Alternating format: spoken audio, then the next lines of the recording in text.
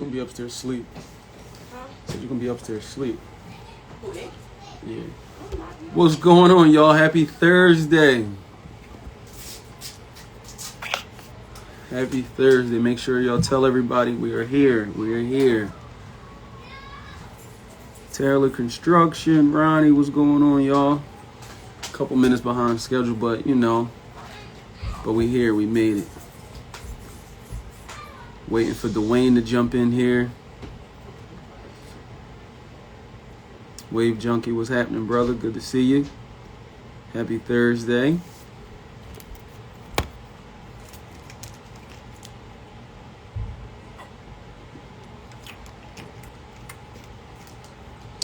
Got the clean out crew in the building. I see you.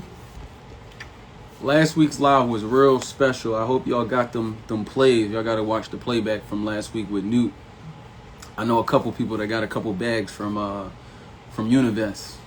So I'll just tell y'all that now. Univest was the bank that they gave the business credit.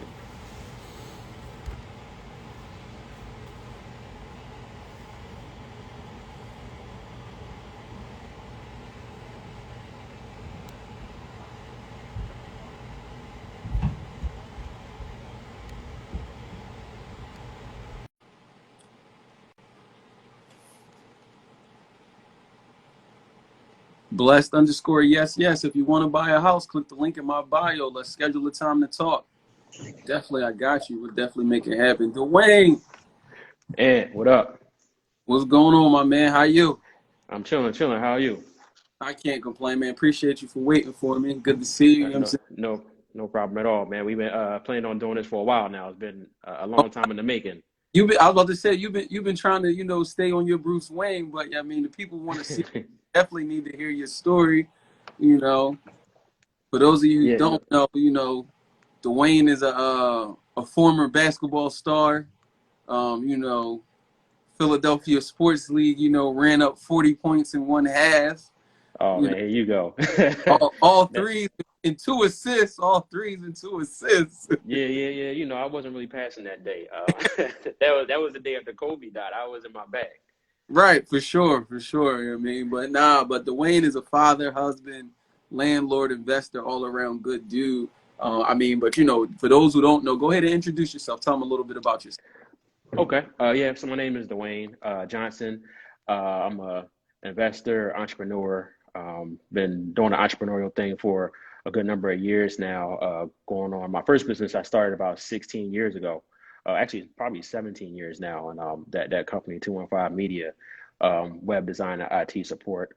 I started that company while working my full-time job at everybody's favorite company, the Philadelphia Parking Authority. I also worked for the parking authority in the IT department for 16 years. So I kind of took the skill sets that I learned there and used them to start my own company. I wasn't just going to work the 9 to 5 and not take full advantage of the opportunities that were presented to me.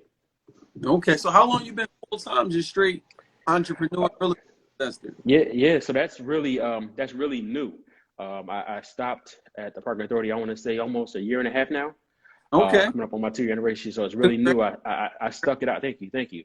I stuck it out a real long time because I was getting those tugs to leave the 9 to 5 for years. Like I said, I ran my own business, and then just with the IT stuff, and then when I started bringing in the real estate investments, and that started really scaling up and picking up, the calling was there. The calling was there, and I laugh because I always tell people, you know when you're doing stuff, when you have a 9 to 5 and you're surrounded by people that are used to that 9 to 5 life, they don't want to see you doing too much. They want to see you succeed, but they don't want you doing too much. right. So kind Content of with there what was a you got. yeah, they just want you like, all right, it's cool, you're doing your little thing, but once that little thing it starts to snowball, the hate starts to grow a little bit. So I had I think two moments in my career that kind of spearheaded like what was going to ultimately be where when I departed.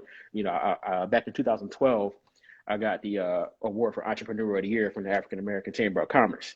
Salute. So thank you. Yeah. So that was a big deal for me. That was really the first time I got any real exposure. Like where people were like, oh, wait a minute, what are you really doing over there? It's not like a website here, it's a website there. Like you really got something going.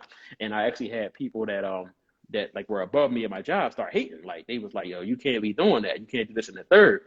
And at that point, I was still young, and I basically like I was kind of all in. I said, look, this is what I'm doing. I got systems in place, and I have people that work for me outside of here. I can still do my job at a high level. But if you're telling me I got to choose between my entrepreneurial goals and the 9 to 5, I'm gonna bounce. Mhm. I wasn't even at that point. I wasn't even making enough to cover my bills. But Right. I was pat on the fact that, like, this is the life I'm going to lead, and this is what I'm going to do. So this is a test, so that tested out in like 2013, 2014, and they got over it. But what I call, I had a Frank Lucas moment. If you remember when Frank Lucas in the movie, his girl got him that coat and he got him that mink and the hat, and then I was like, well, hold up, who was Bull? Right. So there was an article done on me, and I want to say it was like 2017, somewhere in the Philadelphia Tribune. And it just talked about what I was doing and what I had going on there. So now it wasn't just talking about the IT stuff, they talking about the real estate. Okay. And like it was like all of a sudden all eyes was on me. Like, there's no way he's doing his job 9 to 5 and not doing his work in here. They just couldn't fathom it, because Right.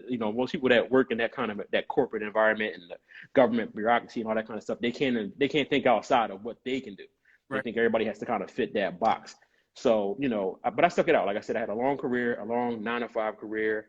But I stuck it out How long because did you do at the parking authority? I was there 16 years. I came out straight out of college. Straight out of Okay. college. That was the only job, like real job I had after college. So, but it was, Care benefits, yeah, yeah, consistent yeah, paycheck, and vacation. absolutely. Absolutely. I was getting really good money. So it was really good money. So that's always a tough thing to walk away from. When you're getting that consistent, comfortable money, you may not be happy, but at 5 o'clock, you clock out, you're done working. And every 2 weeks, that check gonna hit. So it's a comfortable situation. It's very easy to end up being there. Like most people I worked with were there 20, 30 years. It was nothing to hear people talking about working there for 30 years because it was a good gig. Right. So what was like the thing that just during that process, because I'm saying salute to you for even staying there for 16 years, but what was that process like of, I know eventually I want to leave? Like, how'd you fight those battles of not even, first, how'd you fight the battle of not falling into the trap of the job? So, like in the street, you fall into the trap of your neighborhood, but at the Mm-hmm. job, like you fall into that environment of being content, being negative, so how'd you like not get caught up in that? So when you have an ultimate goal, and my goal was ultimately to be financially free, but I didn't want to be financially free and struggling or just getting by, I wanted to be financially free and just as comfortable as I was before. I didn't want any decrease in lifestyle. There's only increase, right? So when you have that kind of mindset, you got to work backwards. So you got to know what the end looks like and work that way. So much like all of entrepreneurial efforts and business-minded people, investors, you got to have a certain discipline. So I had the mindset that, okay, I had to come up with a number. I said, in order for me to be comfortable, this is the number of, at that time, how many properties I need to have. I had a magic number. You hear about that all the time. I had a number of properties I need to have. And at that time, I think it was like 30 or 40 doors.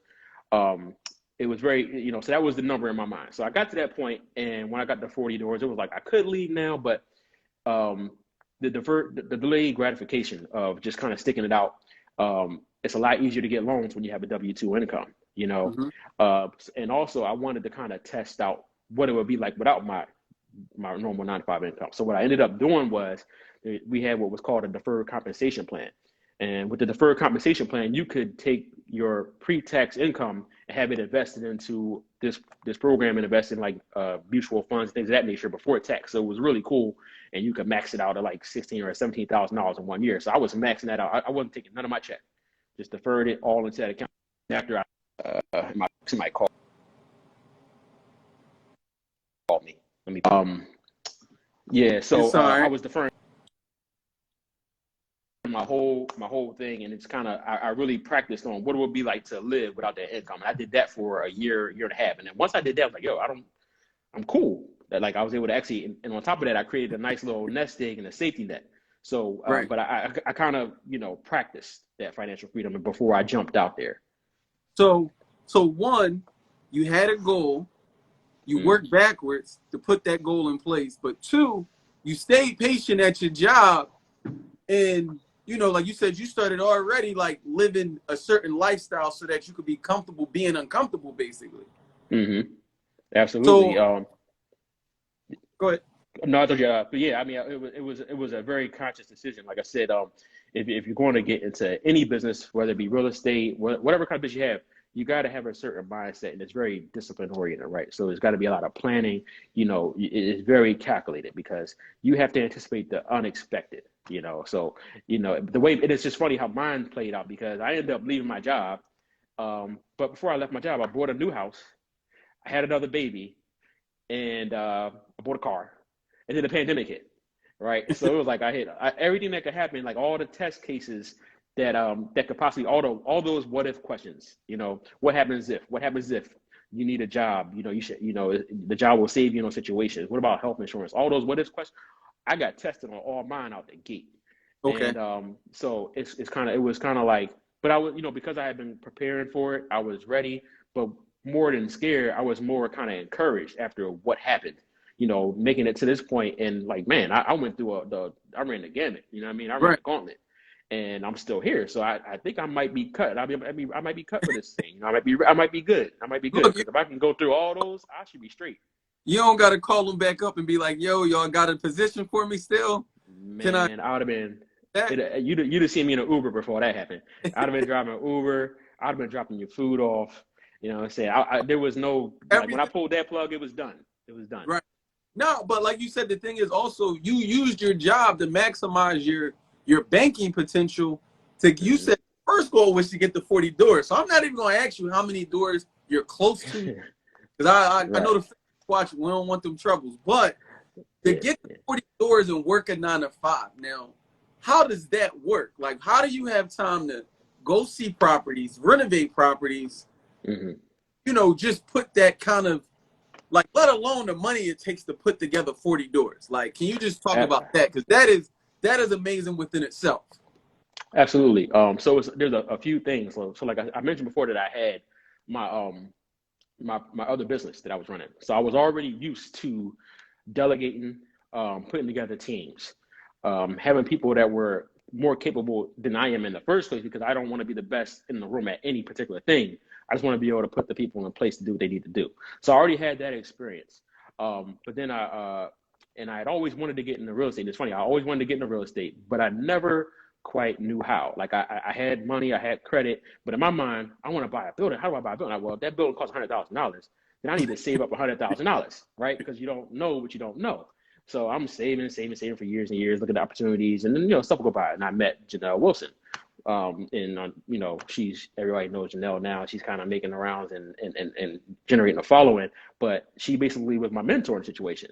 And people ask all the time, like, what would be the first thing, like, or what would be the thing that would help you kind of scale faster? And in my situation, it was the mentor aspect, because when you have a blueprint to follow, when somebody give you the game, it's so much easier. I had all the resources. I had capital, I had cash, I had great credit, I had a W-2, I had all those things in my favor.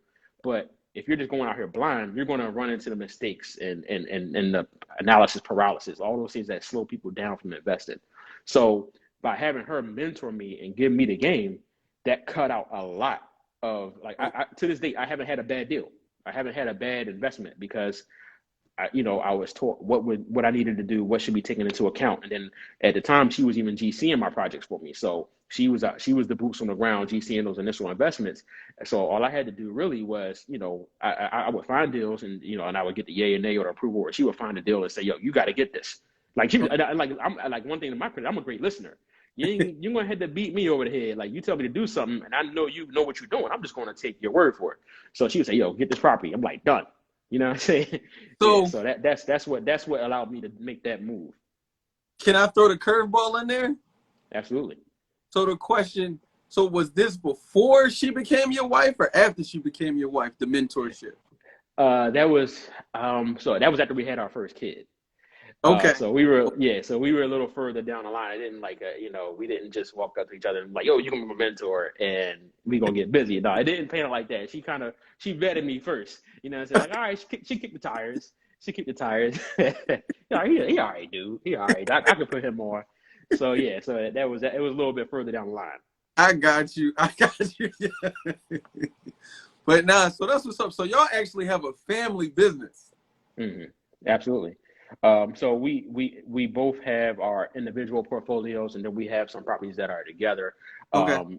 that's just what works for us. Everybody, some couples put all their stuff in one pot and that works for them.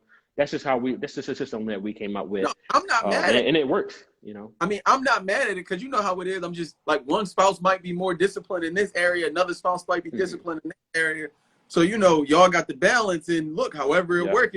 But at the end of the day, since y'all are married, it's still yours. At the end of the day. Yeah, at the end of the day, yeah, for sure. Like it's nothing to it. Like, and like the stuff that's shared, that just kind of like we kind of use that and we built that up to kind of pay our family expenses, the mortgages, the daycare, all that kind of stuff. And then the individual portfolios, she do what she do, and like, don't ask, I'm gonna go do what I do. Like, so it's not like ain't no check-ins, Like, yo, babe, the Cobes come out this weekend. You know what I mean? I could get them joints. I could get them. We ain't doing nothing crazy. Like nobody, like but like no, it works out really well though. Like everybody does kind of what they want to do, but we still have our joint goals and ventures and all that kind of stuff. For sure. But a lot of people don't talk about that, and I'm just saying I think that is so that's dope on top of the dopeness you was already doing, because both of y'all know what direction y'all are going. So like it's not a question of, I think tomorrow I'm gonna do Herbalife. Herbalife has nothing to do with what we got in, So it's like, but you might wake up and be like, yo, babe, I see this building, we might need to grab it. Or she might be like, yo, babe, I see this building, we might need to grab it. And like you said, y'all buying buildings to take vacations, y'all buying buildings to take household. Like you said, y'all just bought a crib. You bought a building before you bought the house. So it's like house, so it's not no extra stress on nobody. Yeah, it was crazy because I was renting, and I was a landlord and I was renting, and I was cool with it because because I didn't have people like, oh, why you renting, whatever. I was like, oh, I got a nice place, it's a low rent, and I don't have nothing on my credit right now. My utilization is low. And I ran it up. I bought I bought on properties. I didn't buy by the time I bought my properties, it was paying for the house. You know what I'm saying? So I didn't have my first house until I had like 30 or 40 doors. So it might have even been more. So that like, but between us, like we have a very similar mindset. Like we don't, you're not going to see me online copping the Bentleys. I ain't having the, and no knock on anybody doing, like, go do what you want, but I have a very simple life. I have very simple needs, and I've learned to live on less than what I have. And that's just a mindset that I've had since I was a kid. And it helps because, like I said, like times like now when the rents aren't coming in from everybody, so at the end of the day, the cash flows are impacted, some money's coming in. It's not killing me. You know what I'm saying? I don't have a crazy car. I had a 2007 Maxima up until like 2 years ago, and I finally bought a new car because I'm barely driving. You know what I'm saying? I'm barely driving. So, I have very low overhead. So it allows me to do the things that I really want, the experiences, the fun stuff. So would you say the part of the key to the success is to find a decent woman? Absolutely. Yeah, I mean, well, in my case, she found me. We can go back and forth on, you know what I'm saying? We can go back and forth on how it played out, but if we want to keep it a me, she found me. Okay. And so she actually met me at that award ceremony for the Entrepreneur of the Year. Right. So okay. Yeah. Right. So she knew what she was walking into. Right. Yeah. But even as far as just keeping you humble, because I feel like us as men, we don't talk about it often. Like, yo, I tell people all the time, like, yo, between my family and my children, that's what really keeps me disciplined and keeps me on track. Everybody has a different thing that keeps them on track, kind of thing. So, like I said, it's just dope to hear you say, like, no, like, we got a partnership and we're building a foundation for the family together. And you got 2 girls, right? 2 girls and 1 boy. Right. So it's like, yo, all your kids coming up into something that's already established because of what mom and dad did. Absolutely. It's something that, most of us haven't had the opportunity to have, like, that generational wealth or any kind of pass down because of just the truth of the matter, like what our society is, right. Our family turn it out. Yeah. So, and it's your job to take your family further each generation. So, I'm positioning for them to, like, they're going to be in a different, I've always worried about, like, how do you raise kids that don't become entitled? You know what I'm saying? They're not going to know they're not gonna know the street life. They're not gonna know what it's like to make syrup sandwiches and all those things. You know what I'm saying? They all they know is, I live in a nice house, and I had my daughter. We had some people come clean, and she was mad. She's like, I can't believe the cleaners put my stuff away in the wrong place. And I'm like, like you kidding how me? they put it in the wrong place. Yeah, she put my blocks away in the wrong drawer. I'm like, yo, you something else. So Right. I mean, so we got different considerations that we have to take into place now in the position that we're in. We have blessings that are like I couldn't ask for a better situation. So now it's just making sure that it's something that's going to endure for our children and our family. And like in between us, not only are we working together to do that, but we're pushing each other. We're working together. We encourage each other. We compete with each other in a healthy way. Like seeing her do stuff drives me, and hopefully, the same could be said for her.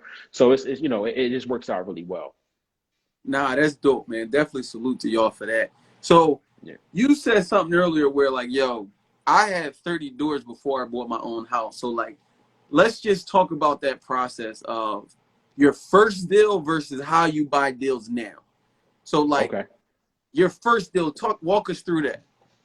Okay, so the first deal was an interesting one. Well, my first two deals were very interesting because like once I learned through those two deals, that set me up for everything. It was like my eyes open, like, oh, I got this. So my first deal was just a single family home.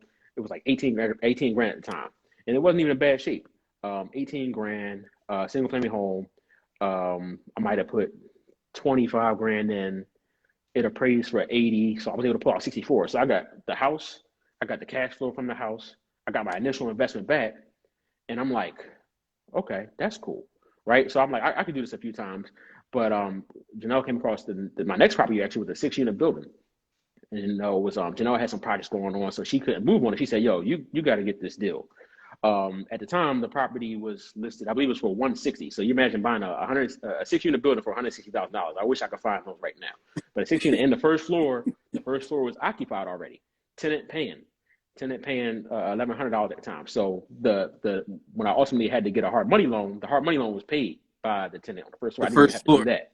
Right. Yeah, so it was such a great deal that I had to bid it up. So the price was 160. I bid 180 on it and just kind of blew out the competition. Grabbed that joint. So it was 180 grand all in purchase, and then we might have put 100 grand in rehab. So all in 280, and it appraised for $450,000. And when I refied, I was able to. That was my second deal.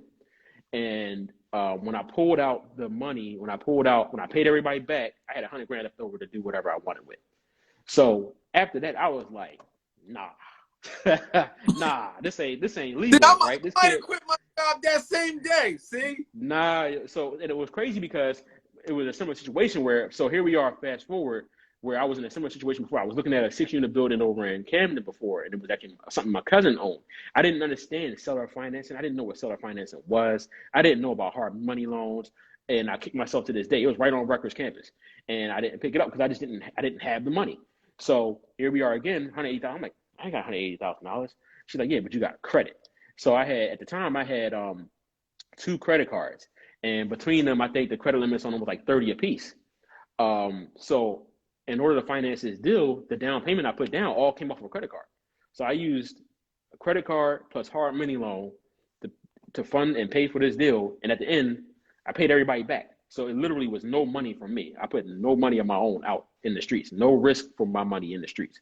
And like I said, that was a game changer. That's all I needed to know. And I hit this, next thing you know, I'm on MLS every day. I'm looking at every deal that came through because oh no, they're giving away free houses. As far as I'm concerned, they're giving away free houses.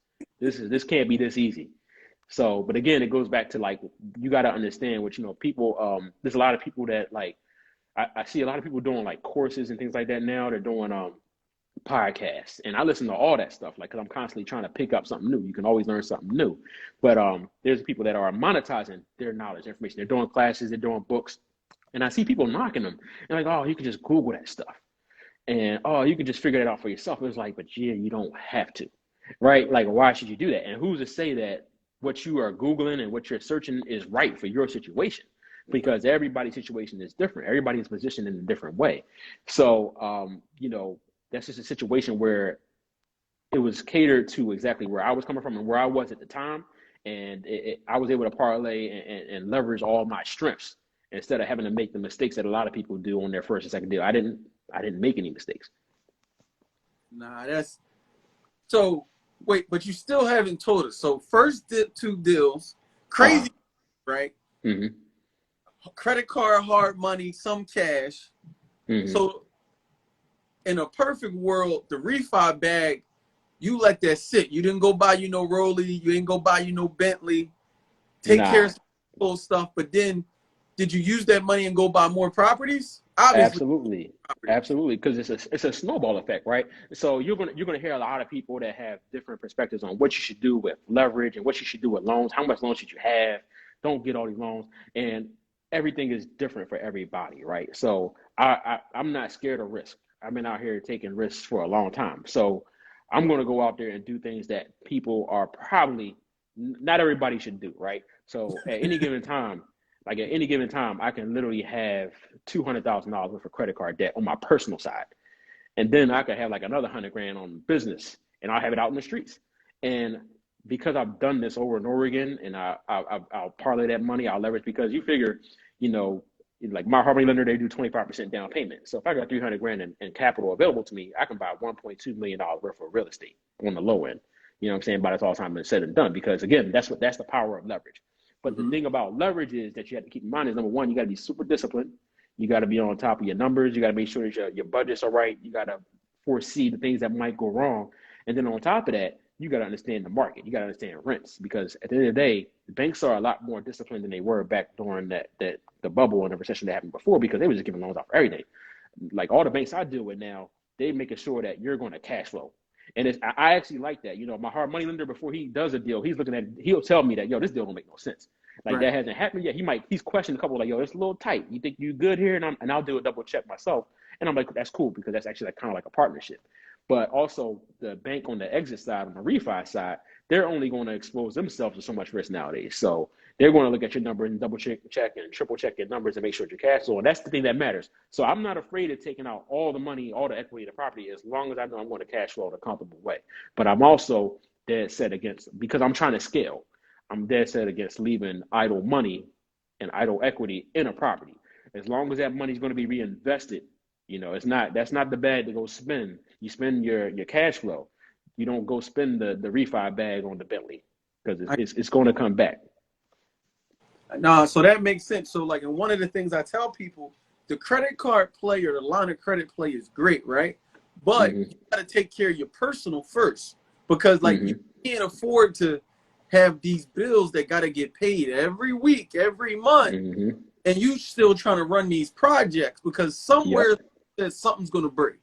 Don't have expense in a rehab project. Now you got to decide between, do I feed my family or do I make this car payment? So it's like clean up your personal life first. Absolutely. As best as you can, and then go ahead and jump out there. For sure, man. Because when you're playing with those kind of numbers on the credit side, trust me, it gets tight. Especially towards the end of the it gets tight. And I'm calling Peter. I'm like, yo, Peter, let me see something real quick. Paul, Peter got something for you. You know what I'm saying? I'm sending Peter to holler at Paul. Paul is calling, everybody in the mix. I got a little bit of everybody money out in the streets. Everybody money except mine. You know what I'm saying? Because the kids got to eat. But yeah, it's a situation. It's like you hear people all the time pumping that you don't need money to do real estate. It's not true. Somebody money is going to be out there. Like ain't no free houses. Somebody money going to get used. So if you don't have any money, you got to be bringing something in the form of a good credit, super experience, a partnership, other people that'll be willing to invest along with you because they trust you. But you're going to have to do something where you're going to bring that value into the deal. So it's super important. Since I've been doing this, I've had a few people that I've kind of mentored, and the first thing I do is like, I'm looking at your almost like creating a profile of you and saying, well, here are your strengths, here are your weaknesses. Before you even go look at a property, let's talk about how you can position yourself to win. The goal is to position yourself to win before you start doing stuff. Don't it's great when I love people that have initiative and go out there and do and just get busy. I met a couple people like recently that I work on. I'm like, man, I'm impressed with the fact that they already has. I didn't have to tell them to do certain things, but when it came to positioning, so I'm like, well, guess what? If you do this, you're gonna be a beast. If you get the credit side together, and it's to the moon. You out of here. So it's like all that I say is like, the key is to don't just rush out and start doing stuff. Make sure that you position yourself to win. and be in the best position to succeed on what you're doing. Nah, that's major, major. Yeah. So, do you prefer multifamily or single? I'm about to give you like a couple series of questions. You can just give short answers or whatever you want to do it. So, multifamily or single family? Okay, so I prefer multifamily. Right at this stage in my career, preferably multifamily value add situation. I'm not really in love with rehabs, so if I can get to a situation where I'm stabilizing up a multifamily property, that would be my ideal situation. So you got to elaborate on that for like us people that's just trying to figure it out. So the Sure, sure. value part, what's the value at? All right. So my most recent acquisition last year was an 8 unit property. 8 unit property already occupied. All the units were occupied, minus three. There were three vacant units, right? Um, so when I'm purchasing that property, I'm negotiating the price based off what that property is in that moment. So at that moment, that property has three vacant units and it has some deferred maintenance. So those are going to be, you're going to subtract that from the overall offer price, and that's going to be where I go in and I add my value. So when I go in after I purchase it, so I think I purchased it for 525. I'll go in and say, all right, I put on a new roof, I put in a new sewage line, I updated a few apartments, I raised rents, so that when I go and refinance and the appraisal is done, when you get over 4 units, it's now a commercial building. The value of the property is determined by the cash flow of the property. So you, that's the great thing about that level of multifamily. It gives you so many different ways to force appreciation. There's so many different ways to add value to that property. If I was to put vending machines in there, that vending machine income gets factored into it and it raises the value of the property. If I put storage units in there, I turn that basement into a storage area, rent out storage, and it improves the Or value. So it's laundry machines? exactly like all that gets factored in. You can't do that in a single family. Single family, two duplexes, and triplexes, the value of those is going to be determined by comps. You know what I'm saying? So that's where you get like a lot more room for wealth creation. So that's what I like now. I'm not really looking to go in. I'm not trying to knock down any buildings. I'm not trying to build from the ground up. That's just not my preference. I want something that's easy. That probably came with a property manager. I had the property manager do all the things that I needed to do. I haven't met any of Once this. it I don't know nobody. delegate, you delegate. Yeah. So you delegate all that, and I mean, I'm at home and stuff is happening, and 3 months later I'm refinancing and I'm pulling out another 100 grand and I'm moving that into the next one. So it's like that's the wealth add situation is kind of where or the value add rather. Value add multifamily is kind of where I want to stay at the 8 units, 6 units and above. Okay, all right. Yeah. So the Burr method, when we talked about, like you said, the refi. So we go to local banks or we go to credit unions? I'm rocking with the credit unions. I mean PFCU. I've been rocking with PFCU. That was and I've dealt with a few of them. I've dealt with TrueMark. I've dealt with what's the other one? American Heritage, and it was just way more. It just wasn't a great experience. TrueMark had a little higher rates. American Heritage had all these different rules. PFCU, they were fast, they were efficient, the communication was there. So that's what I've been rocking with for a while now, and I have a great relationship with a loan officer there, and that's why I work with him, and he's great at his job. So it's really streamlined my process. So I try to work with the same people in all facets of it. I have a great title company. It's the same people every time I go. I don't have to guess who I'm going to work with. They know me. They give me great treatment because I've been giving them business for over the years. So, that's the part of the business that makes your life easier when the teams and they all work together. The teams can work together, and I'm out the mix.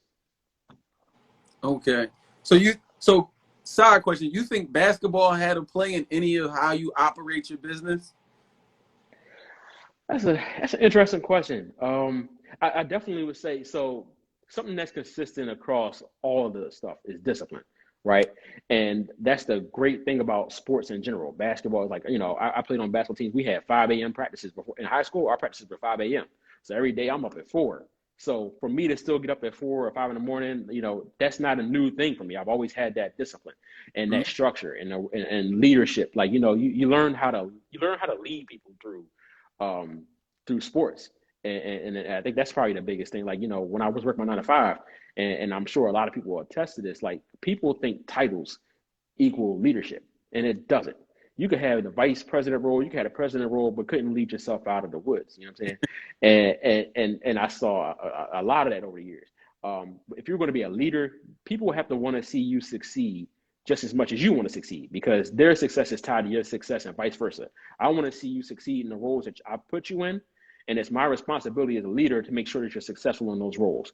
And when you treat people with that kind of respect and you have a vested interest, people are going to work harder for you, and they're going to root for you, and they're going to want to see you win. And that's the ultimate goal. You don't want people backbiting you. You don't want people hating on you and just like waiting on your downfall. I like to think, you know, everybody that I rock with, they rock with me the same way. Nah, that's so I think that's a whole nother level of maturity. We're gonna have to say that for another day. That's That's cool. That's a whole different animal right there. But that shows why you were able to go so far, because it's definitely not about you. It's about you, but it's not about you. So it's like that. Oh, not only that, just to piggyback, I was thinking about this analogy earlier. It's like I mentioned earlier, I'm a good listener. You know, you don't have to browbeat me to listen. Like, and that's being coachable, right? So who are the successful sports people, right? How many times you seen a 6'6" young boy that's gangly? He ain't got no coordination. He can't shoot. He can't dribble, right? But he had a local pub school. He doing his thing, but he's not getting coached well. But then he goes to a Zion Academy or a Mount Zion, wherever. He goes out in the middle of Arkansas. He goes to some small school, and next thing he comes back and he's in the league. You know, it's about taking people and their natural talents and taking full advantage of it and teaching them how to take full advantage of themselves. You know what I'm saying? Taking full advantage of their talents. So I would say that's probably one of the biggest things that I've always been coachable. I've always been like, you hear it all the time. I don't want to be the smartest person in the room. I want people around me that are better than me. I want to understand everything, but I don't want to be the guy that's the best at it. I want to be able to have the conversation, but at the end of the day, I'm going to trust you. You're my electrician. Yo, tell me what's going on. Right. Bet. I trust you. Let's do that. Is that the best way to do it? Is there any other way? I'm gonna trust your judgment. And you constantly put people in a position where they feel like they're trusted and they're respected, and they'll work harder for you. Okay. So when it comes to dealing with the tenants, so like, are we collecting rent or do we have an online system? Okay. So that part is that I would say that's one of my strengths, like in terms of like, so like I've one of my biggest struggles right now is like, I talk about delegating, but I could do a much better job at delegating. Like I was talking to Lorenzo the other day, and I had him list a property for me because I've been showing my property all this time. Like, if I have a vacancy, I'm out there, I'm setting up the showings, I'm doing everything because I'm trying to keep every dollar. I'm trying to keep every dollar in my pocket. So I got to get better at that, because you'll find yourself in the weeds doing all things that you just, your time is better spent doing the things that you're best at. So, but one thing that I have done a great job of automating is the rent collection. So I implemented a rule where our tenants can't pay us in the mail anymore. I don't want any money orders in the mail. I don't want checks in the mail, none of that kind of stuff. So I use Buildium to track all our tenants, which is a rental property tracking program. Right. And it's online, and so they can pay I give them so many different ways to pay, none of which is cash or checks. And I'm almost at like 90% of the people are doing it. But so you're either going to pay through ACH auto drafts. They can go online and pay it through the online portal. I enabled this program called Pay Near Me that ties into the system. So our tenants I send them a barcode. They can take that barcode into CVS, Family Dollar, or 7-Eleven and pay their rent there. Right. So if they still can do. If they don't have a bank account. If they want to pay cash, don't bring me the cash. You're not gonna have me out in the street with the cash in my pocket. Nah, take it to 7-Eleven and pay it there, and it gets entered into our entry journal, our ledger, and the money gets deposited in our account automatically. And then obviously I let them pay through Cash App, Venmo. I'm gonna give you all the different ways to pay that don't involve me seeing you. At the Okay. You don't have no excuse. Right. Because they're gonna call you at the most awkward time so that you can't come. Like, yeah, I got this rent. It's 11 o'clock at night. Like, come on. No, I'm not.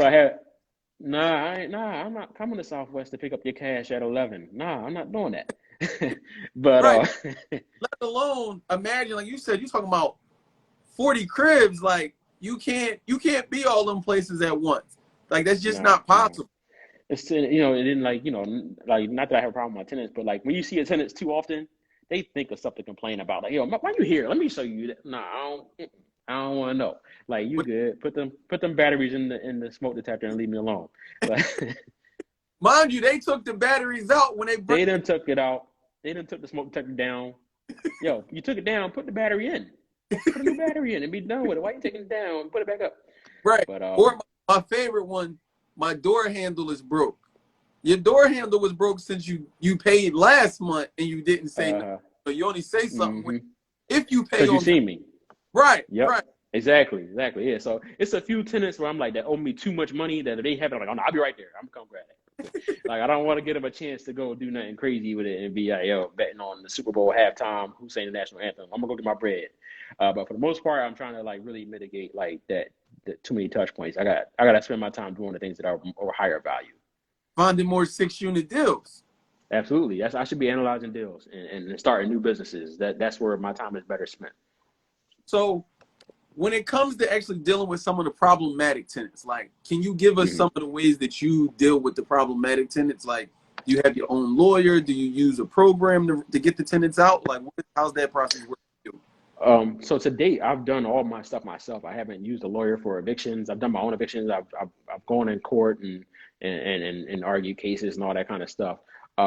It's just time consuming. It's not hard. It's just time consuming. I'm in the process of negotiating a cash for key situation because I had a squatter in one of the properties. So I'm still kind of hands on when it comes to that stuff. Like I said, I'm like, this is the year for me to kind of do the automations and the delegations and finally take my hands off some of these situations where I shouldn't be involved. Especially like stuff like that. Just go ahead and pay the lawyer because what ends up happening is I get distracted paying bills and doing that stuff there. Meanwhile, I got this squatter in here just wasting money away. If I'd have just went ahead and delegated that 2 or 3 months ago, It'd have then I been would have saved. It'd have been done, and it's costing me more with them sitting in there as opposed to I just paid the lawyer and been done with it. So I mean, if I so it's but it kind of is because I left my job. I also wanted to make sure that I kept as much income and made sure that I was comfortable before I started making these kind of expenses. But if you're working 9 to 5, you're going to have to trust somebody to go through those things because a lot of 9 to 5s aren't going to allow you the flexibility to go to court in the middle of the day and go deal with tenants and the police coming out to units and all that kind of stuff. You know, and the tenant got shot. I'm like, do I got a vacancy or what? Like, So are they coming back to the property or so did she leave? Yeah. So I heard one of my tenants got like not even a squatter got shot, and I'm like, so did she leave? Like, you telling me she left? All right. Nah, but yeah, so I mean, it's a situation that I've gotten better with, and you'll get better with in time. And one of the things that I think is the emotion of it, like dealing with people it becomes an emotional thing. You got to take the emotion out of it, and as you get further into the business, things don't bother you as much. Like I'll get a call, and like I've gotten calls, and they'll be like, I'm hearing crying, and I'm like, yo, what's going on? Oh my God, Dwayne, oh my God, the house is on fire, and I'm like, why are you calling me? Call the call the fire department. You know what I'm saying? Like right? they're better suited. Like I'm not upset. Like I got insurance. You know what I mean? Is everybody okay? Cool. Everybody's good. Call the fire department. We'll get it squared away. Like, but in year one, I'd have been flipping out. You know what I mean? I'd have been freaking out because I hadn't been exposed to that. But as you got to take the emotions out of it. There's bad things are going to happen. You're going to have issues. If you don't have the personality to deal with that kind of stuff, you might be better off getting a property manager to be the face for you for that kind of stuff. I've definitely, as I've transitioned into the property manager delegation thing, it's a lot of relief when it comes to stuff. Like I don't have to deal with certain things because my personality ain't always where it needs to be. Like if you catch me on the wrong day, it go Well, left. but again, you wear multiple. You gotta be husband, dad. Mm-hmm. Deal with contractors, investors. So it's like, yo, don't call me. Some days I don't got the patience for the BS, Yeah, especially yeah, for grown people. Grown for people are sure. BS, and you like, you serious? Yeah. And so what's funny about that is like I usually go under the guise of being the property manager. Like I'm not telling them the owner. So there's been a number of cases where I'm acting as property manager and people are just getting like they just talking crazy. And I never forget this one boy. He was just like he got the ramming and blah blah blah. He's like I'm done talking to you, cuz call your boss. And in my mind I'm like, don't do it, Dwayne. And he's like, yo, nah, you just done third. Call your boss. No, I'm the boss. Now what? Now what we doing? I'm the man in charge. Like, Now he so it's made you. like, Now he made you blow your cover. yeah. I'm like, I'm the boss all along. Surprise. Like we here. And so, again, like that's the kind of emotions that you got to learn to not allow to fester and bubble. Now, I'm not going there with nobody. Like nobody can take me out my zone now. It's harder to take me out my zone because I've done a lot more. At the end of the day, this is a And you business. got a That lot stuff more. comes with it. It's not worth it no more. Absolutely. I got way too much to lose if I get into it with somebody. And the other thing about it is, like I tell people all the time, people come and say, I want to buy a rental property. They say one, maybe two. And I'm like, if you're just doing one or two, that's cool. But like, you might find that it's not worth the time. Like in my opinion, it's like if you're going to do it, be all in. And what happens is, like, during the pandemic, I've had a number of people not paying their rent for whatever reason. They lost their job, they're not answering the phone, they got, they feel on hard times. Understandable what everything's going on. And it's a lot harder to recover from 5 vacancies when you only got 5 properties, or if you got 10 doors and you got 5 vacancies, you have 50%. But when you got 50 plus, 70 plus, you spread that risk and that those losses across, it doesn't hurt as much. And Right. so that's always, like, people say, like, how many doors is enough? I don't know yet. I want to have enough to where I know I'm good. I'm not trying to buy 1 million doors, nothing like that, but I want to have enough to make sure that I can spread the risk off a number of properties. And especially as I start delegating more, there's a cost associated with that. So I got to make sure I can accommodate that cost.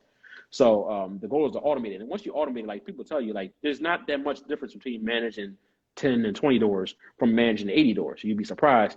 You're doing kind of the similar amount of work, because you're constantly interfacing with people. So it's not a big a difference as you would think it is. Okay.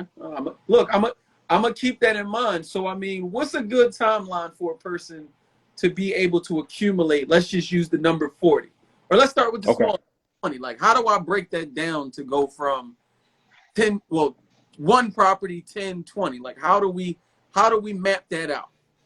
Okay. So if I was to, like, in my case was a little unique with the 6-unit grab on the second one. Like, I don't think everybody can necessarily pull that off. I had things at my disposal that most people don't.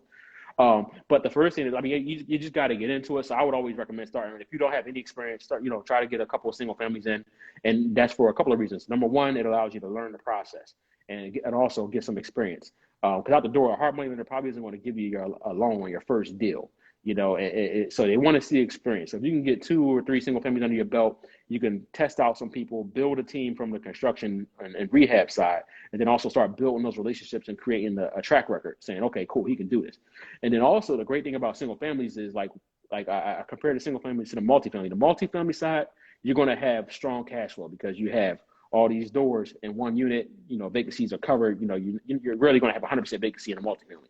Single families. But the great thing about single families is you can get, like, especially like if you get a good deal on one that's in good shape, you can get immediate infusions of cash on that cash out refi, because those appraisals, like, you get an appraisal for $150,000, you can pull out $50,000 on a cash out refi on a single family. You do that 2 or 3 times, next thing you know, you've built up a nest egg of $150K of capital that you can now use and all to roll that into larger deals.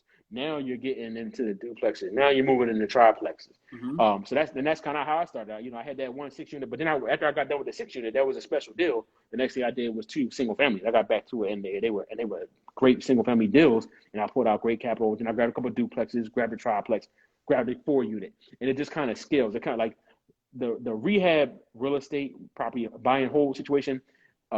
It differs from flipping. Like, flipping is a quick infusion of cash. If you do it right, you can make some great money up front. Mm-hmm. But the buy and hold, it's a slow burn. It's a snowball effect. So you're going to inherently kind of scale up as you go. So a lot of people, like I was somebody like I was talking to the other day, I told her, she was talking about, like, she wanted to get started in real estate, and she's like, yeah, I just want to jump out and do a multifamily. I don't really want to be bothered with single family. And I'm like, well, hold up. Like, let's think about it. Like, there's some merit to why you should in your situation. And it was in her particular situation. The single family was definitely, she was new. She didn't have a ton of resources. So it was just a situation where, like, I felt like a single family might be the best move for her. Right. And, she's like, now that I think about it, that makes sense.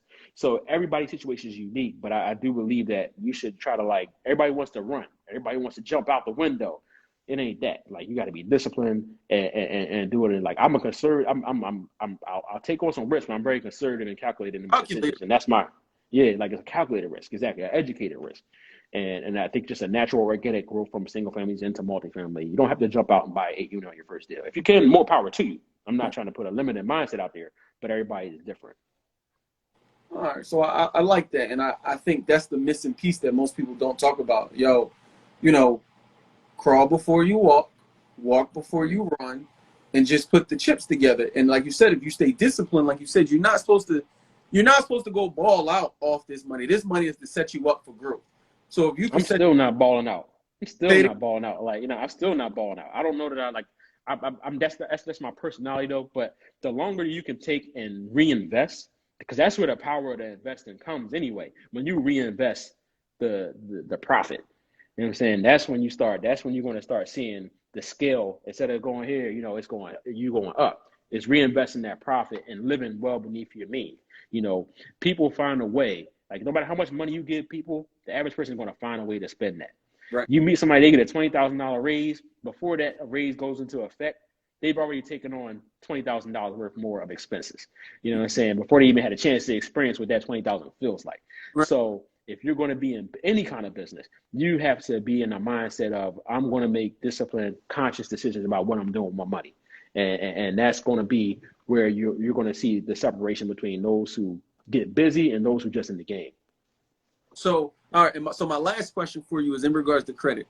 What credit score would you suggest somebody starting out, has a job, working on everything else, but what's a good threshold to be able to really work with hard money or a traditional bank with a credit score?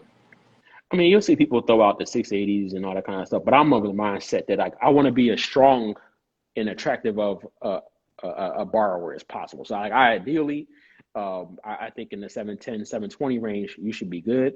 But I also tell people that once your credit is a tool, right? Don't get caught up in that credit score. Like at any given time, my credit score could be like tomorrow I could have an 800. 2 weeks from now, I'm taking all that money out and putting it in the street. It dropped down to 680. Right. And my thing is, don't tell me about your 800. I don't care about your 800 credit score. What are you doing with it? I mean, if you got an 800 credit score at any given time for a long period of time, you wasting potential. You know what I'm saying? Right. You got an 800 credit score. You should be getting busy. You could do anything you want with that 800 credit score, a 780 credit score, 760. I don't care about the credit score. It's about what you're doing with it. And then on top of that, I tell people get credit cards and use them, pay them off every. I pay mine off every week. I run all my personal expenses through one credit card, and I pay it off every week or every 2 weeks, and it builds that rapport with banks. So then when I go and get credit lines, it's not a $5,000 credit line. It's not a $6,000 credit line. I'm getting I got a $75,000 credit line. I got $25,000. 80,000 over here. And every 6 months I'm just asking for more and see what they say. Shooting my shot. Yo, can I get an increase? And they're like, all right, you done did it 10 times already. Cool. We'll do it again. You pay it so for me, my credit has been probably the biggest resource outside of having a mentorship. Credit, I wouldn't have been able to do none of this without, I probably have a tenth of what I had without the credit resources I've had. Okay. Nah, man. Well, what's going on with you for 2021? What is your goal for 2021? You getting another 40 doors, or we just so I'm looking for some deals, y'all. The prices is kind of crazy out here right now. So the great thing about where I am right now in my career, I'm not desperate for a deal. When I first was investing, I needed deals. I needed these doors because that was the key to my financial freedom. Now I'm in a position where I can evaluate deals from a different position. You're in a stronger position to negotiate when you don't need it. Right. It's a want, not need. Yeah. I only want it if it makes sense. So right now, I evaluate deals every day. I look at deals. If the numbers don't make sense, I just keep it pushing. For a single family, it had to be a really good deal. Multifamily, I'm looking them through. But it's a lot of competition out there right now. So what I've done is I'm still looking for deals as they come through, and I'll move when I see one that I like. But I've also started another business. A lot of people know or may not know about the city passing this new bill that requires every rental unit in the city, regardless if there's a kid in there or not, to have a lead certificate and all that kind of stuff. So, I was like, there's opportunity. Let me start a business doing lead certifications. So I've started that going forward. That's up and running. I'm definitely targeting a lot of my colleagues and other investors that have doors. And I think there's a lot of potential there. I was talking to the guy that runs the lead lab, the testing lab. And he was just saying that Philly is just, the number of inspections that are coming through is crazy. So there's a lot of opportunity, and it's just getting started. A lot of people don't even know they need it yet. So that's been kind of I'm always looking for new ways to generate revenue in addition to real estate. In my ideal situation, I'll be able to live off all the other revenues streams that I've generated and not touch the real estate stuff. Again, just go back to where that real estate income is being reinvested and snowballing and back into the business. So that's the goal. So I started the lead testing business. If anybody needs lead testing for your property rental units, hit me up, DM me. I'll drop some information, and you can always reach out to Ant and give you my information. And then on top of that, I've also just recently started doing some consulting, mentoring, consulting, however you want to phrase it. I'm dealing with a few people that are interested in getting started some of the way I was. I've learned the ropes, I've learned the game, so I'm doing that now. You know, but I'm only doing that with people that I feel like are in a good position to start. Like I don't want to put people in the situation where they're kind of not set up to win. So I'm very particular about who I'm working with in those situations. I'm working with a few guys now that are very initiated and hungry. They're doing all the right things. And as more people come through and so interested in that, I'm definitely open to doing more mentorships and consultations in that regard. So that's kind of what I'm doing for 2021. For the people who don't know where to follow you, can you give them your Instagram? Sure. My Instagram is at DEW, the first three letters of my name, at DEW215. Real easy. If you DM me, I can send you my phone number, my email, all that kind of stuff. I'm always around. Easy to find. So DM me if you have any questions. Even if you have questions about anything I said tonight, I'm always, one thing I love about real estate, and I think most people, like, just like we chatting right here, we just chopping it up and sharing stuff that, like, you've been killing it, man. I tease you all the time about being the hardest working man in real estate. But the amount of like stuff that comes through Instagram, these Instagram lives, we did a clubhouse one time together. We were just talking for a few hours and just giving out like all the information that we share. Like, you could easily be billing people for. But what I love about real estate is, like, the real estate community is very giving when it comes to information. They're always willing to share. Like, sometimes I think maybe people just love hearing themselves talk. I'm not sure, but there's like, and then there's no secret to this. Everybody's doing the same thing. So I'm not worried about, if I tell you, you're not now my competition. If I give you the game, you're not my competition. There's so many bandos in Philly.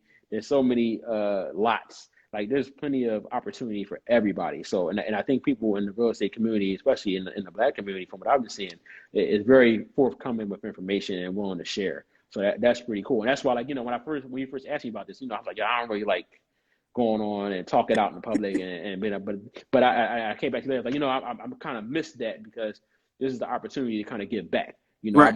I've been blessed with information and opportunities, and here's an opportunity where I can further help people do the same thing, especially people in our community who have been kind of behind. We're Right. playing catch up. We're playing catch up. You know what I'm saying? And like I told you, I find it kind of funny. Some of these laws, all of a sudden, I see all these people that look like me doing real estate, and all of a sudden there's these new barriers to entry that come out every week. It's a new law, Right. from how they messing with wholesalers, The the eviction. lead inspections, the eviction. Like, I see all kinds. Like, I think I saw a proposal about maybe rent control. I'm just like, yo, what is all of a sudden? Like, all of a sudden I see my people getting busy, and now it's all these different kind of barriers of entry. I find it kind of ironic, kind of unique. I don't know if it's a coincidence. I doubt it. But yeah. So it's kind of my responsibility to try to give back, and we all can win. We all need to help each other. Right, and pull some people through with you. Yeah, for sure. All right. Well, we definitely appreciate that, man. Like I said, salute to you, salute to your wife, man. Looking forward to seeing your journey keep evolving in 2021 and beyond. Any other encouraging words you want to lead the people with before we close this thing out?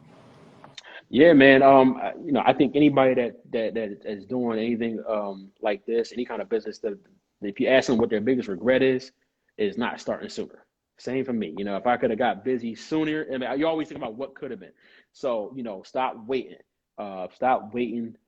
Just get into something. Be every day you should be learning. Like, when I was hardcore my routine, especially early on, I would set certain times every day where I'm supposed to read for an hour. Every day I was reading all these books, and I would constantly surrounding myself with the energy of entrepreneurism and investing. I was constantly surrounded. I always hear, only listen to podcasts, barely listen to music. So the same thing, constantly surround yourself with people that are doing what you want to do. Get you a mentor that's doing something that you want to do already, and constantly surround yourself with that energy and be active, and you'll find yourself positioned to do a lot more. Look, well, y'all heard it first. Make sure y'all follow Dwayne at DEW 215 _215. No underscore. Just DEW 215. Yeah. Right. And then don't forget, he has the lead testing for all you landlords out there. Get with him. He's a landlord, so he understands. He ain't trying to kill your pockets. He just trying to I ain't trying to kill you. You know what I'm saying? We out here, we all getting smacked from that one. Right. The more doors, the more cost, man. Yeah. And then, so, we hopefully we can get you back on here again, because like I said, I think this is dope. It's your first you Instagram live. So we definitely gonna have to get you do a follow up and see how you've been progressing. Absolutely. And then Yeah, I mean, we got to talk about some of these stories, man. Some of these tenants. That's a whole that's an hour into itself. That's an hour just like talk about some of these stories, man. yo, get you, Lorenzo, and KR. Just drop all the stories on them at once, man. Oh man, that might need to be a show, a series. That might need to be a series because every week I got a new one. I got a new one every week. Yo, nah, that's a fact. It is, and like you said, it's always something. I got one now. They not paying rent this month because they filled out for the the rental assistance. Like They, the rental assistance. the current phase they giving the money directly to the tenants now. Right, but that's what I'm saying. They're like, when I get it, you'll get it. I'm like, okay, well, we gonna let this rent keep piling up, and then how far that gets you. Yeah, right. People playing games, man. Like I tell people, I got to copyright this. I'm like, yo, if your text message is blue, the rent is due. You paying your phone bill, you got iMessage popping off, but you ain't paid your rent. Like you can make phone calls, but you're not paying for the house you live in. So the people's priorities, like they landlords get vilified a lot of times. They all think we Scrooge McDuck, swimming in money and all that kind of stuff. But nobody talk about like, while people they don't have to pay us for rent, but the city still want their real estate taxes. They want us to get lead inspections. They want us to do repairs. We got to pay our mortgages, and we can't raise rent. Like, they crazy, Right. So it's a lot to it. It's a lot. Right. But either way, most importantly, we're definitely grateful for the opportunity to be landlords. So it's a gift. It's a gift and a curse. It's a necessary evil. Yeah. But only the strong gonna survive. Right, and it's the tenants that'll make you like this. That's what I tell people. They be like, "Yo, why you be so aggy? Or why you be tripping?" I'm like, "It's not me. I wasn't like this my whole time." Not at all. I try to be a good guy, but they take advantage of the good guys. They take advantage of the good guy. You got some professional tenants out here. Oh my God, they be knowing the law. They be knowing the law. They should be lawyers. That's for sure, man. But definitely, I said, we appreciate you, man. Keep doing your thing. Wishing you nothing but health and success in 2021. Don't forget, next Thursday, we are back. We got the big homie, Michael Holloway, coming in here, talking about being a real estate agent, going to now being a real estate broker and now developer. He's one of the few black developers in this city as well as brokers. So we'll be speaking to him next week at 8 o'clock. So stay tuned. Again, I appreciate you, man. Now that we did this, now you might pass me the ball on the next time I'm open. Now that we didn't do it live. Passing. Look, see? What's that? Passing. Who? What? Nah. Look, Dwayne be looking at you like, yo, you was open. My bad. Meanwhile, I shot it from half court. I'm just like, Oh, so good question. So real quick, what's your favorite 3 books? Give us 3 real quick. Oh, I'm glad you asked me, because the one that I really love, that really got me started it's an easy, quick read, is The Richest Man in Babylon. I probably read that when I was like, my father gave that to me when I was like 12 or 13. And for whatever reason, it just resonated out the gate. And I ain't had no money, right? I ain't had no money, but somehow I built money habits that translated. So, it really breaks down how to be disciplined with money. I would go that one. Obviously, Rich Dad Poor Dad is up there, and Think and Grow Rich. Think and Grow Rich is a really good one. A lot of those are really good. So y'all, The Richest Man in Babylon, Rich Dad Poor Dad, Think and Grow Rich. Yep. Those ones that like, it's really, and once you start reading those books, you're gonna start getting addicted to those kind of books, and you'll find other books to read. There's so many great books, but what I really love, and I'll go back and read those again, because they put you they put your mind in a space of like, nah, I'm about to go do something. You know what I'm saying? I can't stop. You're going to stop thinking and start doing. And that's going to be so again, it's all about that energy. Surround yourself with energy that, I can do and I'm going to do. There ain't no question about can I, it's going to like, what will I, when I'm going to do it. For sure. And somebody asked about credit earlier. So the one gem that I'll give about credit, like whether you want to use it for real estate or don't, if you have a 640 credit score or above, you could go to Bryn Mawr Trust or Univest Bank, go online, apply for a credit card, whether it's in your personal or your business. Bryn Mawr Trust will give it to you even super easy in your personal. But if you have an LLC and you want to get credit real quick, Go online again, have your Okay. LLC, Bryn Mawr Trust Unidas, and do it in your LLC, and they'll approve you or deny you pretty much on the spot on your computer. So you could do that tonight. Okay. Yeah, and I didn't see, like, I couldn't see, for whatever reason, I couldn't see if there were any questions or comments on my side. So if I didn't address anything and you had a quick question, feel free to DM me. You know, I'm more than happy to answer any questions through that method as well. DW215. My So man. again, but definitely appreciate you, man. We'll be talking. Looking forward, For you know, sure, making for sure. it's only Yeah. it'll be months before we know it, you know. Yeah, for sure, man. One day we'll be back out on them courts, hopefully. But for now, Well, I'm a cyclist. I'm on the bikes every day. oh yeah, you got the outdoor, I got the indoor bike action going on right now. Yeah. So, you know, but definitely thank you, man. Definitely appreciate All you. right, man. I had a great time, man. Thanks for having me on. No doubt, man. Take it easy. All right, bro.